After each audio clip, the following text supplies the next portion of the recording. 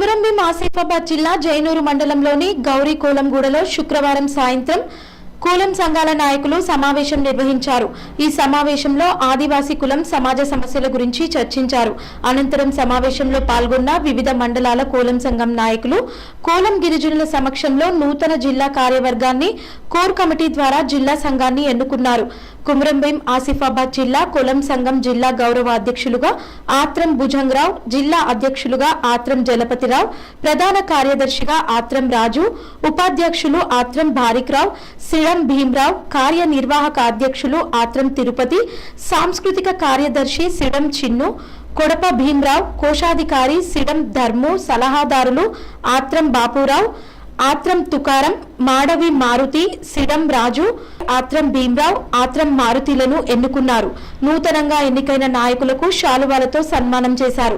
ఈ కార్యక్రమంలో రాష్ట్ర నాయకులు, జిల్లాలోని అన్ని మండలాల సంఘ నాయకులు, కోలం ప్రజలు పాల్గొన్నారు।